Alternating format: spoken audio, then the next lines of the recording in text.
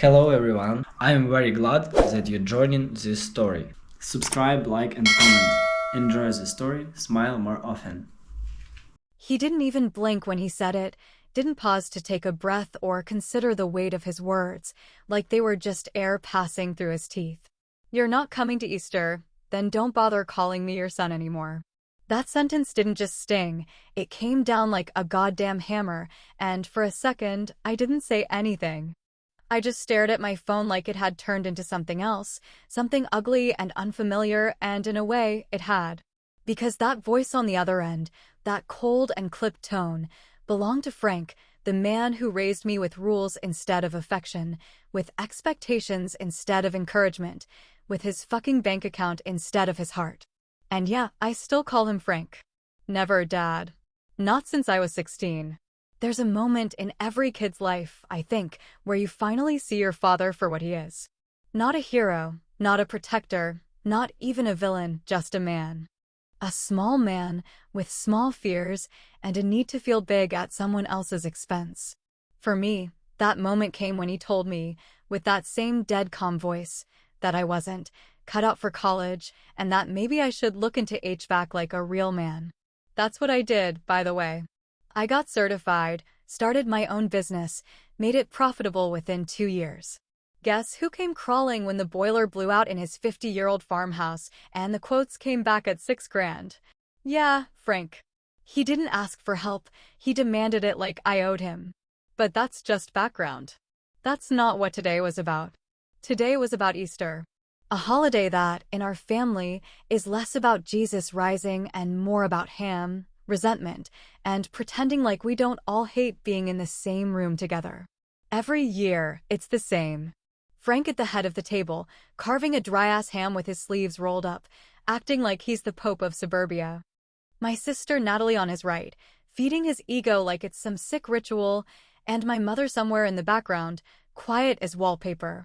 And then there's me, always the outsider, always the one who gets the call 3 days before. "You comin' to Easter or what?" No warmth. No real invitation. Just a test. Always a test. This year, I said no. Not because I had other plans I didn't. But because I was tired. Tired of pretending. Tired of showing up like a trained dog for his approval. I said, "I think I'll sit this one out, Frank." He didn't miss a beat. Then don't expect to see her cut of the trust. I'll just give it all to Natalie.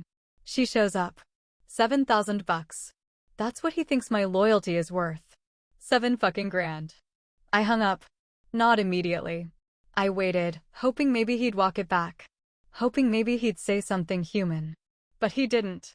So I ended the call, leaned back in my chair, and stared at the ceiling like it might offer up some kind of wisdom. It didn't. You want to know what the real kicker is? That heating system he's so proud of. The one he brags about to his buddies, about how his dumb kid finally did something useful. I paid for it. Not just the labor.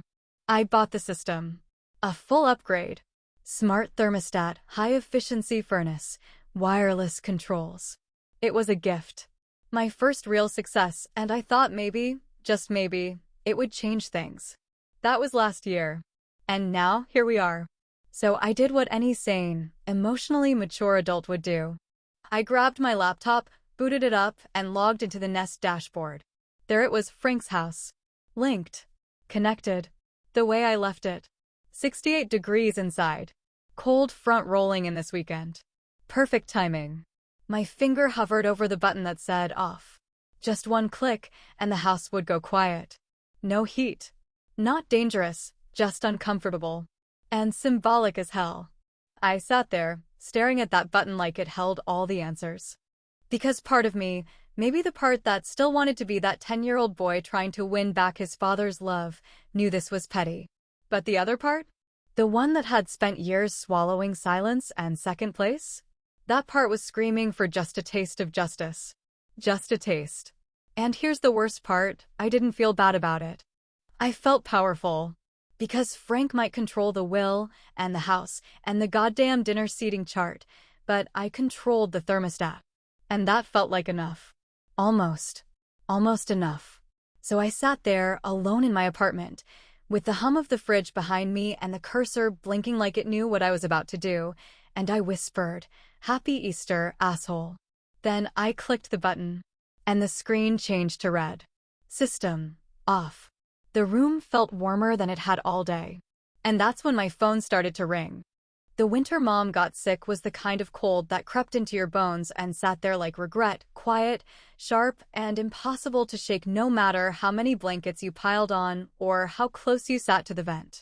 I was 18, still living at home, still dumb enough to think that asking Frank for anything that resembled compassion wouldn't blow up in my face. She'd just come home from the hospital, her voice raspy, her skin pale and thin like a moth's wing, and when I asked him if we could maybe turn the heat up past 62, he didn't even look up from the remote.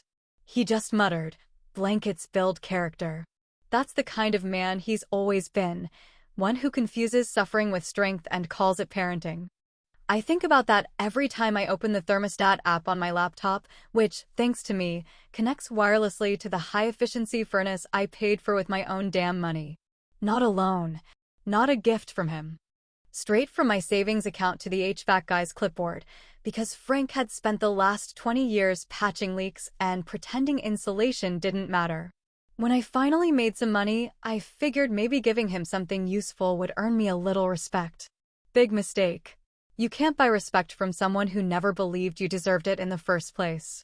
So when I clicked off on that screen, it wasn't just about the $7,000 he waved in my face like a carrot. It wasn't even about Easter, really. It was about all the years of being told to man up, tough it out, grow some skin, and stop whining, while Natalie got warm rooms and warm praise and warm slices of apple pie just for sitting pretty. And now that a real cold snap was rolling in, like actual frostbite in your sleep kind of cold, I figured it was the perfect time to return the favor. Call it petty. Call it revenge. I call it balance. The house sat empty that week anyway, or at least I thought it did. Natalie was busy with her kids in Richmond. Frank had his weekly poker night with whatever's left of his aging crew, and Mom, well, she wasn't exactly the mobile type these days. But when I shut that system down and watched the internal temperature start to fall, 65, 62, 59, I'll be honest, I didn't feel proud. I felt level. Like the scales had finally tilted back in my direction. And don't get me wrong, I don't care about the 7,000. Seriously. You think I'm sitting here crying over money that's just gonna get chewed up by property taxes and legal fees anyway? Please. But I know Frank does.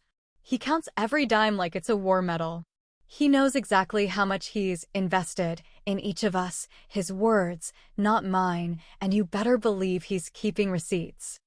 I remember once when I was in my 20s, I asked him if he could spot me a couple hundred while I waited for a job payment to come through. He said, "You want money, go ask a stranger. They owe you about as much as I do." I never asked again. By the way, Mom's meds alone were $450 a week. That's like almost 25 grand a year. Wait, did I get that math wrong? I swear it's close. Whatever. Doesn't matter. The point is, she's been sick for a long time, and he's been managing it with his usual strategy, cheap heating, expired cough syrup, and the occasional trip to CVS if it's BOGO. So yeah, technically, the system is mine. The bill had my name on it, the warranty's in my account, and I still get email alerts when the filter needs changing. Frank never bothered to change the password. That's on him. If you hand someone a knife and then insult their cooking, don't be surprised when dinner doesn't go your way. I was halfway through a sandwich when the first text came in. It was from Natalie. All caps. "You turned off the heat?" I ignored it. Then the second one came. "What the hell, Jake? Mom's in that house." That one hit differently. I stared at it for a second, chewing slower, trying to convince myself she was bluffing. But she wasn't. That's when the call came in. I picked up. "What the hell, Jake?" she snapped, her voice full of fury, but underneath it, something else. Not just anger. Panic. I know Natalie's mad voice. I've heard it since we were kids. This was different. "She's there?" I asked, already reaching for the thermostat tab. "Yes, she's there." He didn't tell anyone he left. He just went to the goddamn motel 2 nights ago and said he needed space. Left her there with 2 space heaters and a freaking quilt from the 80s. I didn't answer right away. "Are you insane?" she shouted. But I was already staring at the screen, watching the indoor temperature dip into the 50s. I didn't speak. I didn't apologize. Because something in me was starting to twist. Frank hadn't just played with fire. He'd left someone else to burn. And I was the one holding the matches. Natalie always knew how to show up at just the right time, with just the right tone, and just the right tears to make herself look like the hero of a family tragedy she helped create. Growing up, she had this way of floating above all the chaos like a balloon no one could pop, collecting praise and passing blame with the grace of someone who'd never had to carry the weight of being too much or not enough. She knew how to win Frank over with smiles and straight A's and silence when it mattered most, especially when that silence left me out in the cold. So when she called the day after the thermostat incident, her voice shaking, asking me if I could come to the house and check on Mom myself because she couldn't leave work or didn't want to, or whatever lie she needed to believe, I told her I'd think about it. I let her score for a few hours, let her send another 3 texts and a voicemail before I finally answered. And when I didn't bother pretending I wasn't angry. "You knew he left her there," I said flatly, gripping the steering wheel harder than I needed to as I pulled out of my apartment lot. There was a pause, then a soft, practiced exhale. "I didn't know she was alone until yesterday. I swear, Jake. He told me she was fine. He said she had everything she needed." "Yeah? Like what, duct tape and denial? Don't be a dick. Don't be an enabler." She didn't respond, and I didn't wait for her to. I ended the call before I said something worse, before all those old fights clawed their way back to the surface. Because it wasn't just one birthday party I'd been left out of, it was every family gathering where I was the ghost at the table, every phone call that ended with, "We'll let you know," and every photo where I magically didn't make the final cut. And Natalie was always there, nodding along, smiling like the world made perfect sense to her while I stood in the background wondering how the hell I became the bad guy. The drive to the farmhouse felt longer than usual, even though it was only 30 minutes. Every turn was familiar, muscle memory from years of going home and wishing it felt like one. When I pulled up, the yard was still half frozen, brown grass poking through patches of stubborn snow. The windows looked dim. No lights on. No smoke from the chimney. Just stillness. It was the kind of silence that doesn't come from peace, but from exhaustion. I knocked, then let myself in. No one answered, and the air inside hit me like a slap, cold, dry, metallic. The kind of cold that settles in the joints and makes you feel older than you are. I called out for Mom and heard her voice, thin and small, float down from upstairs.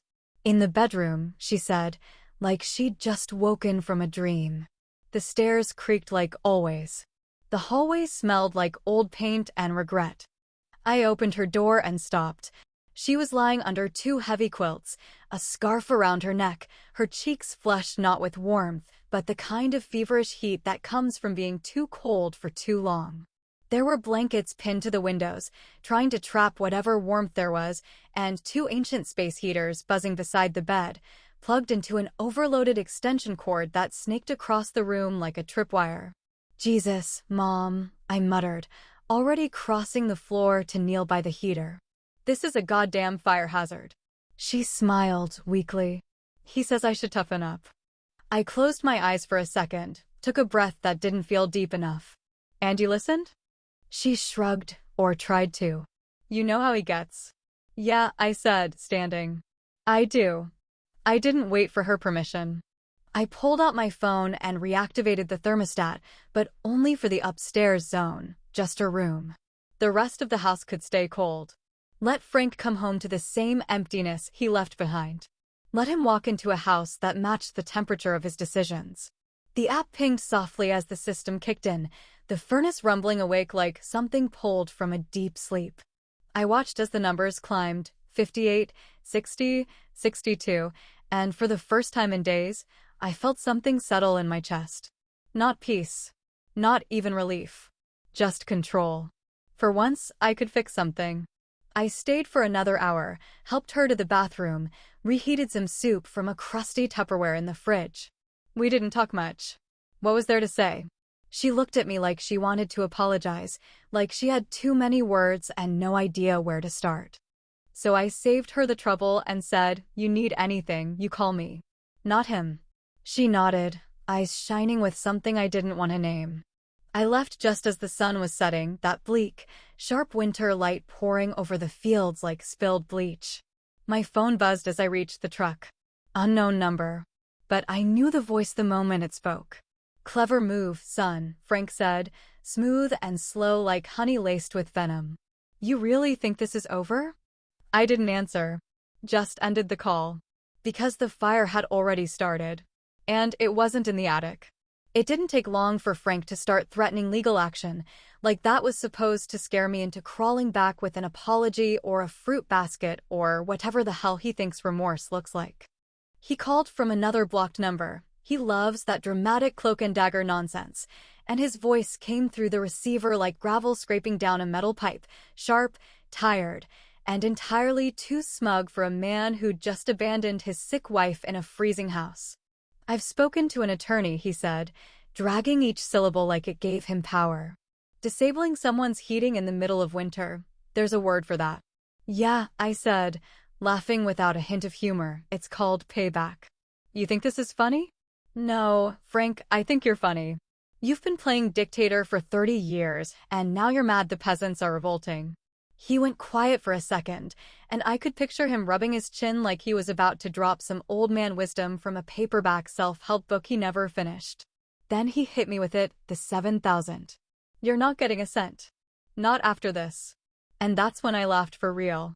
Because what he didn't know, what he never really understood, is that the $7,000 wasn't some inheritance or bribe or family offering. It was a repayment. A debt. A damn receipt from 5 years ago when his pride got punched in the gut by a busted transmission and a business loan gone bad.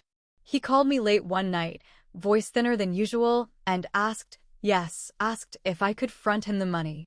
No lectures, no guilt trip. Just silence and shame and the sound of someone swallowing their pride like it burned all the way down. I sent it the next day. No contract. No paperwork. Just a bank transfer and a short text. "Don't worry about it." Because, back then, a part of me still believed that helping him might finally shift something. That maybe, just maybe, he'd see me as more than the one who left, the one who disappointed, the one who refused to become a carbon copy of his narrow, bitter view of manhood. But he never paid me back. Not a cent. Not even a thank you dinner.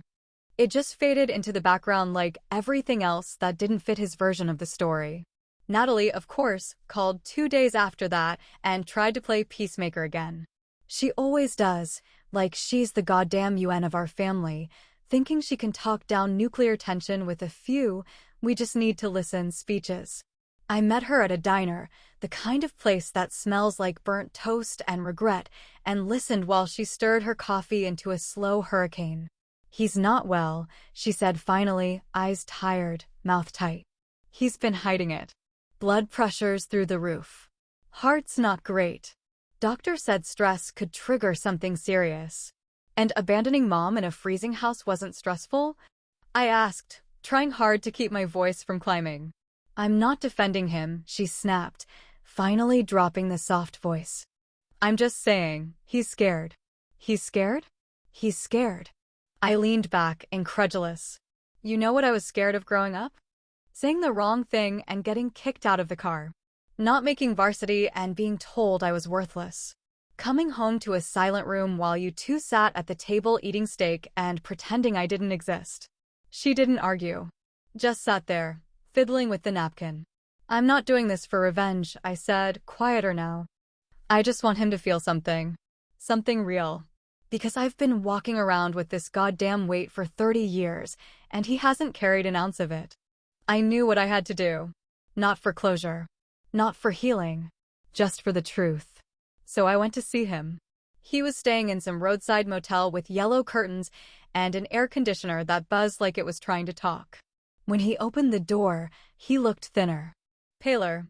Like someone had drained the color out of him but forgot to fill in the gaps. Jake, he said, like he hadn't just threatened to sue me. Like we were meeting for lunch. No small talk, I said, stepping inside. You wanted a war. You got one. We didn't sit. We didn't smile.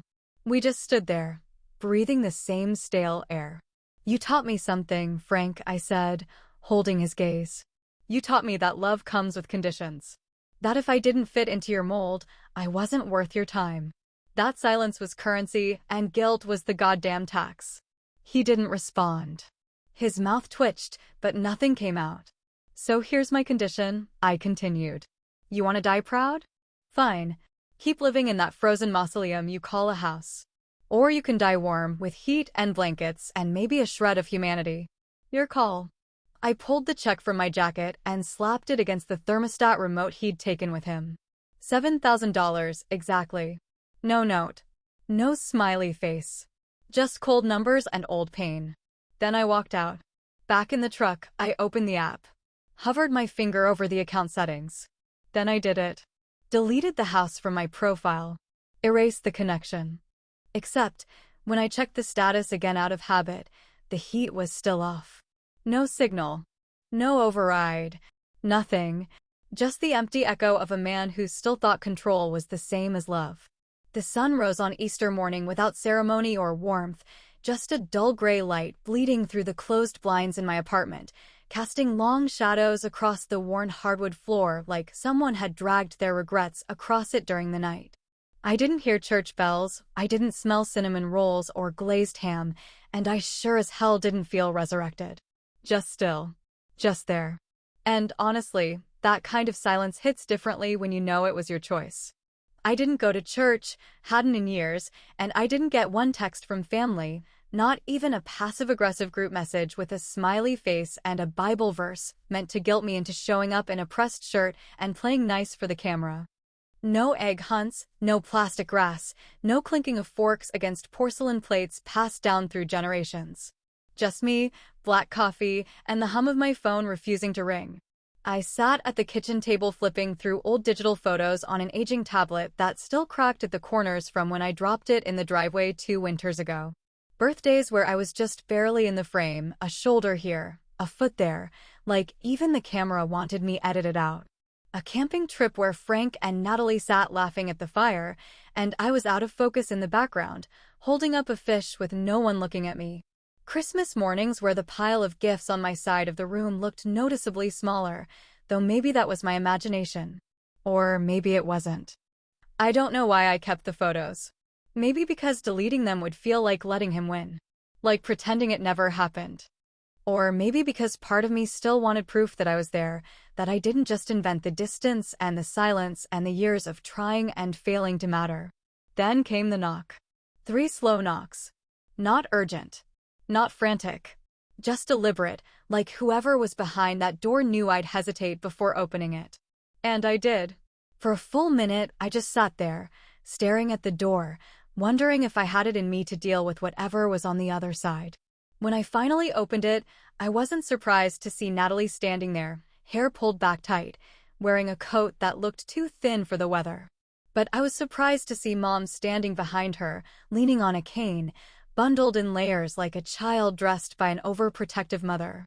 She looked older than she did just a few days ago. Smaller, somehow. Natalie spoke first. She didn't offer a greeting, didn't waste time with pleasantries or explanations I wouldn't believe. "He's gone," she said. My stomach dropped, even as I tried to keep my face unreadable. "Dead?"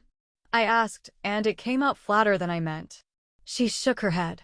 "No. Gone. Checked himself into a motel outside of town. Left a note. Said he needed to be somewhere that didn't feel like a battlefield." "Coward," I muttered, but I didn't feel the usual heat behind the word. "He couldn't handle losing control," Natalie said. Said the house felt colder than ever, even with the heat on. That made me blink. "It's on." She nodded. "I turned it back on this morning. Found the manual override in the basement. Took me a while, but I figured it out." Of course she did. She always figures it out, especially after the damage is done. Mom was silent through all of this, eyes lowered, hands fidgeting with the zipper of her coat. She looked up at me only when Natalie stepped aside, revealing her fully. Her voice, when it came, was soft. Cracked. "I don't want to stay there right now," she said. "Not alone." I didn't answer right away. I looked at Natalie, at Mom, at the hallway behind them stretching back into early morning quiet. Then I stepped aside. They came in. No grand reconciliation. No sudden burst of healing. Just three people sitting in the same room, letting time catch up with them. I made tea. Mom fell asleep on the couch under a thick blanket. Natalie scrolled her phone and avoided eye contact. The silence was no longer angry. It was something else. Something waiting. Later that evening, after they'd both gone to bed, Mom in my room, Natalie on the pullout, I found myself staring at the thermostat again. It had been unplugged since I deleted the app, sitting like a useless plastic brick on the windowsill. I picked it up, plugged it back in, watched it blink to life. The temperature climbed slowly, quietly, like it wasn't sure if it was allowed to warm this place yet. Funny, I thought.